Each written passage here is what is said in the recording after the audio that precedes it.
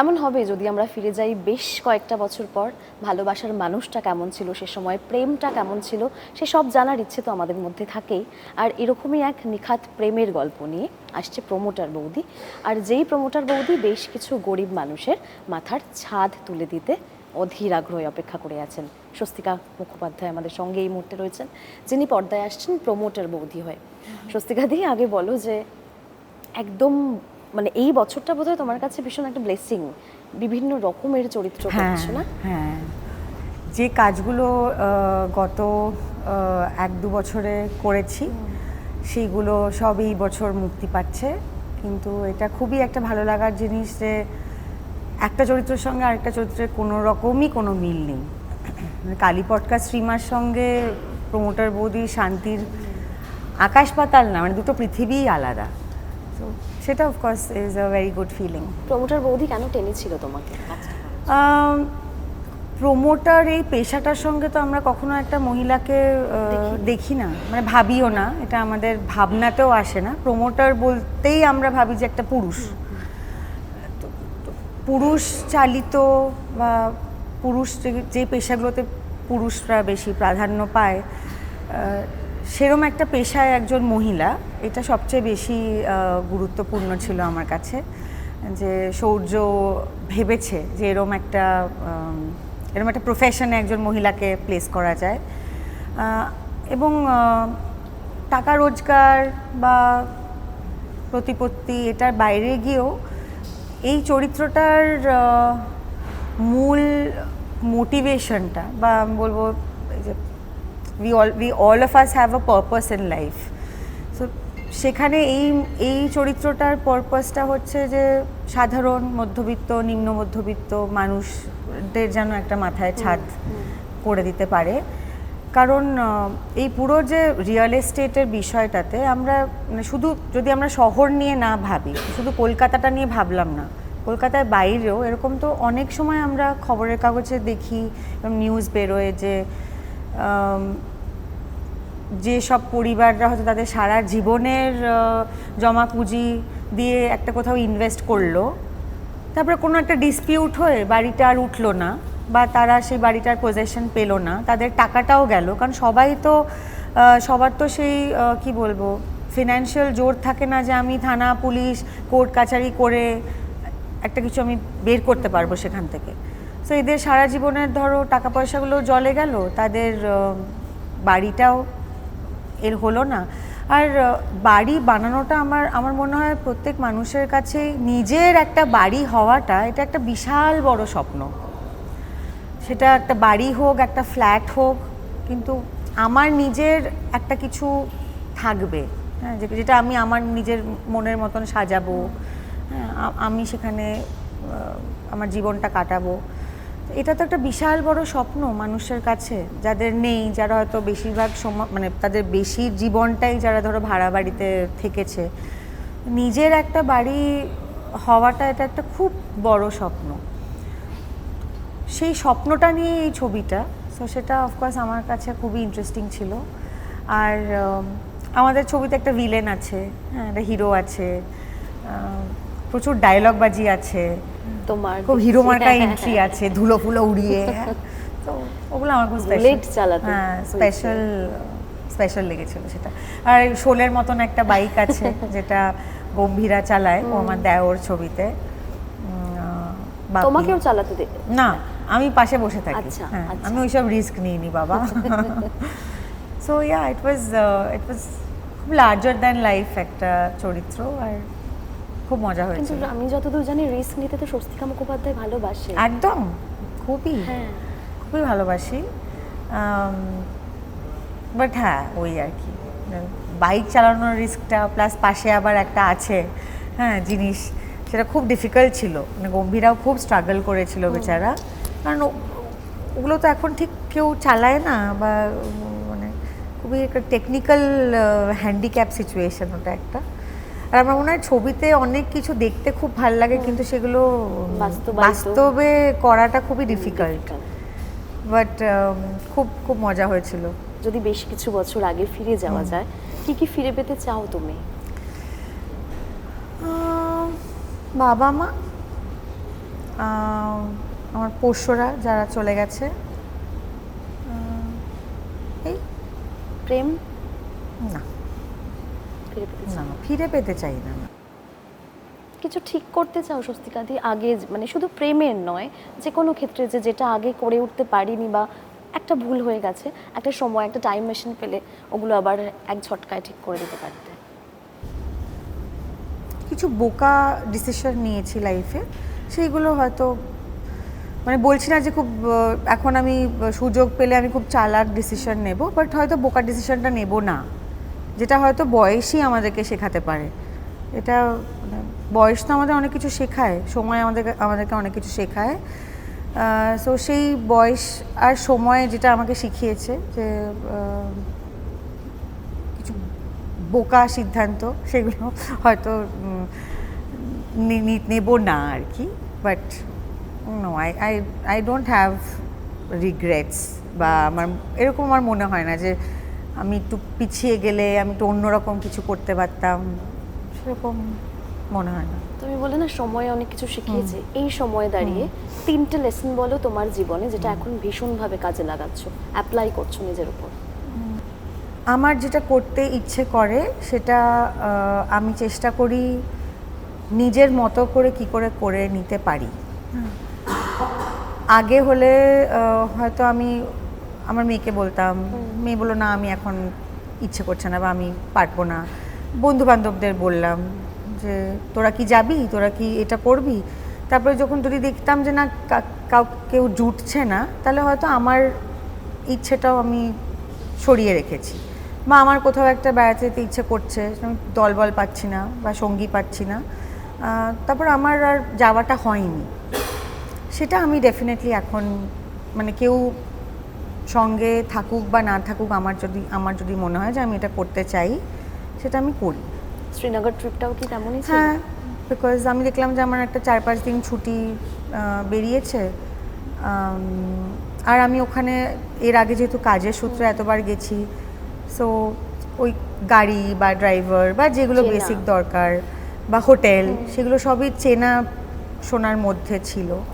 So I was like, হ্যাঁ মানে আমি এখন এত তাড়াতাড়ি শর্ট নোটিসে আমি এখন কাকে বলবো, কে পারবে কে না পারবে। So I wanted to go, so I went. আর দুটো? আরও দুটো হচ্ছে, আমার বোন আমাকে বলেছে যে এই বছর থেকে আমাকে এটা খুব বেশিভাবে চেষ্টা করতে, সব ছাগলদের কথায় উত্তর দেব না। সো একটা দুটো তো উত্তর দিয়ে দিয়ে দিয়েছি। ফেলো, হ্যাঁ। হ্যাঁ, তো সেটা অবভিয়াসলি ট্রাই করবো, যাতে 6 মাসে হয়তো যদি একটা দিতে পারি আর বাকিগুলো আমি ইগনোর করে গেলাম। সো এটা আমি বলবো যে সময় বা পরিস্থিতি শিখিয়েছে যে দরকার নেই তাদেরকে এত পাত্তা দেওয়ার। হ্যাঁ, সো এটা তো ডেফিনেটলি একটা। আর কি, মানুষ চিনতেও তো শিখিয়েছে। চিনতে মানে আমি খুবই কম সোশ্যালাইজ করি। আর দেখিও না আমরা। যাদের সঙ্গে মানে সময় কাটাই বা যাদের সঙ্গে আড্ডা মারি, তারা আমার খুবই পছন্দের মানুষ। যেমন কালীপটকা করতে গিয়েও শ্রেয়া, শ্রুতি, হিমিকা যেহেতু এখানে থাকে না, দিল্লিতে থাকে, এবার ওদের সঙ্গে আমার খুবই একটা কি বলবো, খুব একটা নিবিড় একটা যোগাযোগ হয়েছে, একটা সম্পর্ক গড়ে উঠেছে, যেখানে ওরাও জানে আমিও জানি যে আমরা একে অপরকে জাজ করব না, বা আমরা নিজেদের মনের কথা বলতে পারি, আড্ডা মারতে পারি। সো এরকম নয় যে এই ইন্ডাস্ট্রিতে বা একটা বয়সের পরে তোমার নতুন বন্ধুত্ব হবে না, সেটা হওয়ার চান্স থাকে if you find like minded people. So আমার ওই মানে আড্ডা মারার, গল্প করার সার্কেলটা খুবই ছোট, বাট সেটা খুবই একটা টাইট সার্কেল আর কি।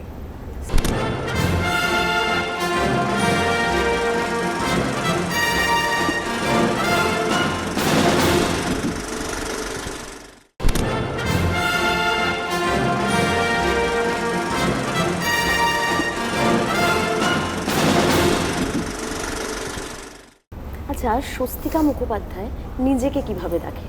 তুমি তো কালচারাল আইকন, ধরো অভিনেত্রী, কাজ করো অনেকের জন্য, অনেক পশুদের জন্য। যদি বলি যে তুমি চোখ বন্ধ করলে নিজেকে কিভাবে দেখো? সাধারণ একজন মানুষ হিসেবে দেখি, সাধারণ মানুষ, সাধারণভাবে বাঁচতে চায়। অফকোর্স অনেকটা কাজ আমি রাস্তার বাচ্চাগুলোর জন্য করতে চাই, সেটা আমার কাছে সবসময় প্রায়োরিটি থাকে, more than myself and my profession. But I see myself as a very simple, kind, compassionate.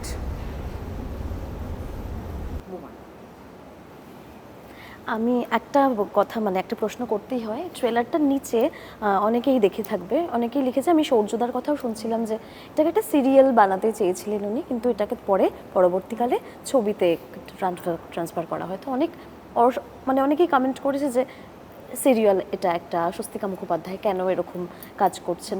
এটা কোথাও তোমাকে ট্রিগার করে যে, নাকি নয়, একদম করে না? লোকের মনে হচ্ছে এটা সিরিয়াল। হ্যাঁ, ট্রেলারের নিচেই কমেন্টসগুলো দেখছিলাম আমি। লোকের মনে হচ্ছে,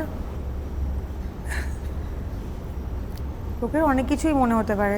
কালীপটকা যেরকম মানুষ ভেবেছিল ওটা সিনেমা, তো এটাকে মানুষের মনে হচ্ছে সিরিয়াল। তো আমি কি বলতে পারি এটা নিয়ে? আমি জানি এটা সিনেমা, আমি একটা সিনেমায় কাজ করেছি, এটা সিনেমা হলে রিলিজ করছে। মানুষের যদি ট্রেলার ভাল লাগে তাহলে তারা আসবে। আর ছবিটার মধ্যে আমরা আগে যেরকম বাংলা ছবি দেখতাম, হরনাথ চক্রবর্তী, প্রভাত রায়, বীরেশ চট্টোপাধ্যায়, সুজিত গুহ, তাদের সঙ্গে আমি নিজে প্রচুর কাজ করেছি আমার ক্যারিয়ারের শুরুতে। সেই ধরনের ছবির একটা ফিল আছে, এটা পুরো পরিবারকে নিয়ে দেখা যায়। প্রেম, ভালোবাসা, বিরহ, স্ট্রাগল, গান, নাচ সবই আছে, এটা গোটা পরিবার আছে। কারণ আমার মনে হয় যে বেশ কয়েক বছর ধরে আমরা মানে বাংলা ভাষার ছবি নিয়েই কথা বলি, যে কারণ এটা বাংলা ছবি, আমিও বাংলা ইন্ডাস্ট্রি থেকে বিলং করি। আমরা খুবই নিউক্লিয়ার ফ্যামিলিজ, বা একটা কোনো খুব কি বলবো, স্বামী স্ত্রী বাচ্চা, মানে খুবই আরবান, ভেরি নিউক্লিয়ার ফ্যামিলি নিয়ে আমরা গল্প বলি। আমরা সেখানে কোথাওই একটা দাদা, হ্যাঁ, ভাসুর, দেওর, ননদ, শ্বশুর, শাশুড়ি, এই চরিত্রগুলো তো আমাদের মানে সিনেমার গল্প থেকে চলেই গেছে। একটা ফুল জয়েন্ট ফ্যামিলি নিয়ে ছবি হয়তো খুবই কম হচ্ছে, বা হয়ই না। তো মানে আমার বাবাও যতদিন ছিলেন ততদিন বলতেন যে দেখ, তোরা এখন যেসব সিনেমা করছিস সেখানে আর যদি পাহাড়ি সান্যাল বা কমল মিত্র যদি বেঁচে থাকতেন, তোরা তাদেরকে কোনো পার্ট দিতিস না, কারণ কোনো পার্ট নেই, কারণ পরিবারটাই তো নেই। It's all very small knit, হ্যাঁ, দুটো ফ্যামিলি, দুটো কাপল, এই ধরনের গল্প হয়। সেখানে এই প্রমোটার বৌদিতে একটা গোটা পরিবার আছে, হ্যাঁ, নেবার্স আছে, হ্যাঁ, আশেপাশে বাড়ির লোকজনরা আছে, এটা গোটা বস্তি আছে। So it's a big family. So yeah, I think it's না, ওই বিগ ফ্যামিলি আছে বলে হয়তো মনে হচ্ছে এটা সিরিয়াল হতে পারে। সিরিয়ালে তো বিগ ফ্যামিলি, অনেকগুলো বর, অনেকগুলো বউ। তোমার টেকঅ্যাওয়ে কি এই প্রমোটার বৌদি থেকে?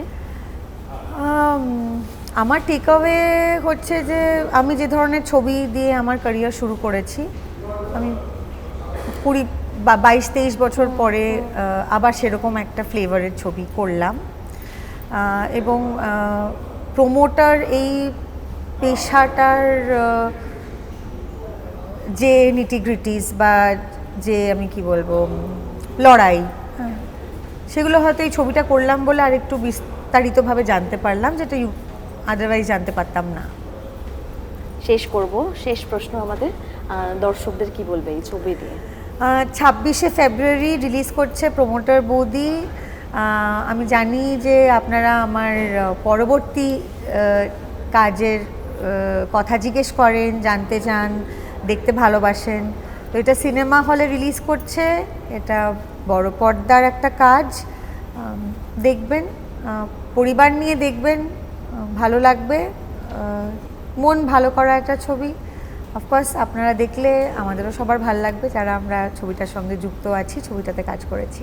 স্বস্তিকাদি বারবার যখন হাত তুলছো মানির নামটা দেখতে হ্যাঁ। পাচ্ছি তো, কালিদাকে যেমন তুমি আষ্টপৃষ্টে জড়িয়ে রেখেছো, মানিও তেমন, আরো অনেকে তেমন। মানির সঙ্গে আবার কোনো ছবি করতে চাও যদি অফার আসে? না, একদম না, মানে ও চাইবে না, না না, তুমি চাইবে? ও তো চাইবেই না, ও আসবেই না। বাট না, আই থিঙ্ক টেক ওয়ানও হয়েছিল because it was a very special film.